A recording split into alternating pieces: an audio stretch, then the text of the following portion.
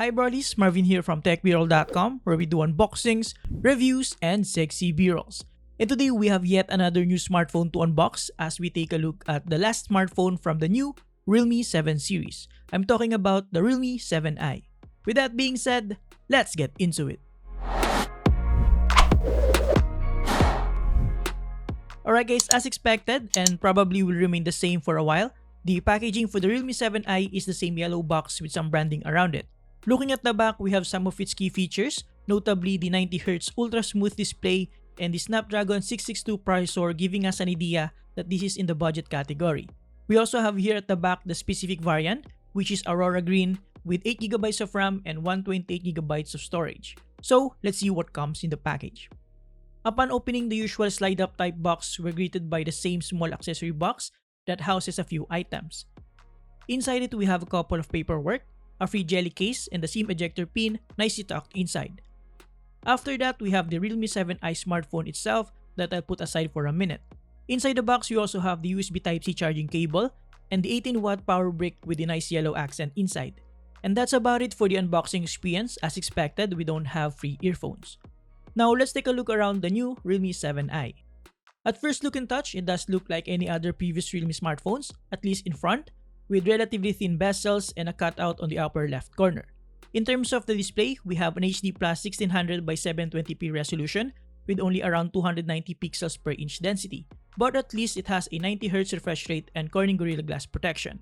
In terms of brightness, it can go as low as this and as bright as this. Like I said, we also have the cutout on the upper left corner to give way for the 16-megapixel selfie camera with a Sony IMX471 sensor. We also have here the usual subtle earpiece nicely tucked at the upper center. Of course, we also have a pre-installed screen protector. Now looking at the top side, we don't have anything here, while flipping it on the other side, we have the 3.5mm headphone jack, the microphone, a USB Type-C port, and the downward firing speaker. Flipping it on the left side, we have the SIM card tray that supports dual nano SIM cards and a micro SD card. It also has the sort of slightly chamfered edges to it that will certainly help with the grip. Now turning it on the other side reveals the rest of the buttons. So we have here the volume rocker and the power button nicely positioned on the same side, allowing for quick toggling using your thumb. As you can tell, the fingerprint reader is no longer connected to the power button, but instead moved to the usual spot at the back.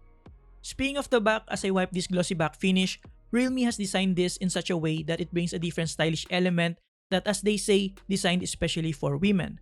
But of course, that doesn't mean men like me cannot rock this design, right? It's all up to personal preference. So it has this kind of split type design element, with the one on top being a bit shinier, while the bottom part tends to soften the reflections a bit more, both of which combines for a really stunning look, albeit glossy and in return, quite a fingerprint magnet compared to previous designs from Realme. But there's no denying that when this thing is clean, it is definitely gorgeous.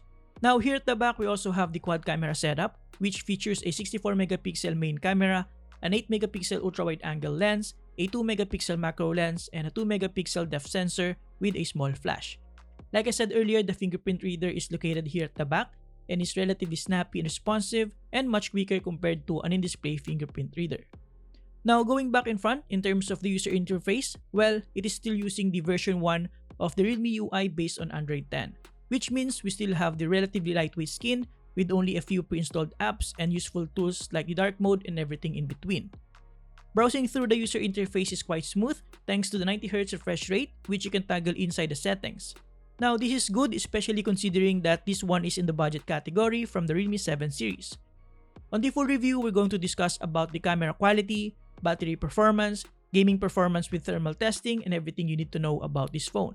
But in terms of the hardware under the hood, we have a Qualcomm Snapdragon 662 octa-core processor with an Adreno 610 GPU partnered with 8GB of RAM and 128GB of internal storage. This smartphone also packs a massive 5000 mAh of battery, which is awesome considering that it weighs only around 188 grams. Another good thing is that it is partnered with an 18-watt quick charge power brick. Now, I can tell you the exact numbers right now, but I can tell you that the battery life of the smartphone is quite impressive. Like I said on the full review, which will come in a few days, I'll give you pretty much everything you need to know about the smartphone so that you can have an informed decision which one you'll get between this, the 7 and the 7 Pro, depending on your needs in relation to your budget. So please consider subscribing so you won't miss the full review. And there you have it guys, thank you for watching. Huge thanks to Realme for sending this in early so that I can share with you a quick look. Stay tuned for the official livestream launch of the Realme 7i on Realme's official Facebook page on October 21, 6 p.m. Again, subscribe for the full review. Have a great day, guys. You're awesome.